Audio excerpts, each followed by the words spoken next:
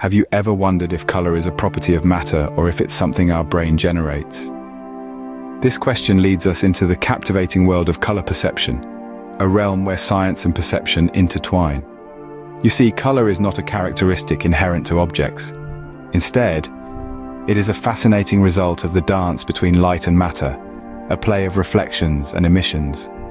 So, the colors we see are not in the objects themselves, but are a result of how our brains interpret the light that objects reflect or emit. But how does this interaction between light and matter work, you ask? Well, let's break it down. Light, as we know it, is an electromagnetic wave. When it interacts with matter, it can be reflected, absorbed, or transmitted. The colors we perceive are essentially light waves that have been reflected or transmitted to our eyes. Now let's talk about wavelengths. The electromagnetic spectrum is vast, but only a small portion of it is visible to the human eye. This is known as the visible light spectrum, ranging from red light with longer wavelengths to violet light with shorter wavelengths. Each color we see corresponds to a different wavelength within this spectrum. So, how do our eyes decode these wavelengths? Enter the cones. Our eyes contain millions of these light-sensitive cells, each designed to respond to a specific range of wavelengths.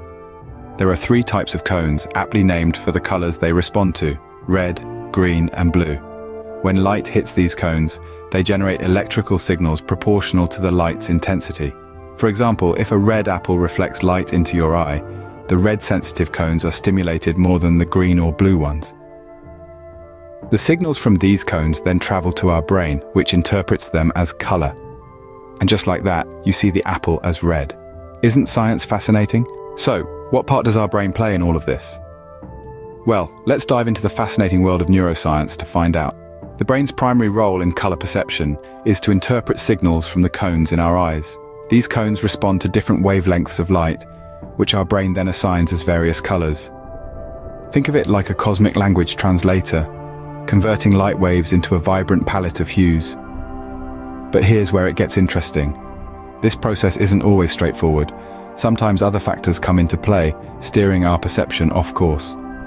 This can lead to optical illusions, where colors appear different than they are, or color blindness, where certain colors cannot be distinguished at all. So, while color is not a property of matter, it isn't entirely generated in our brain either. It's a fascinating interplay of light, matter, and our perception. So, to answer the question we started with, color isn't a property of matter. It's born from the dance between light and matter, and our brain's interpretation of this ballet. So the next time you stop to admire a beautiful sunset or a vibrant rainbow, remember the incredible science that makes it all possible.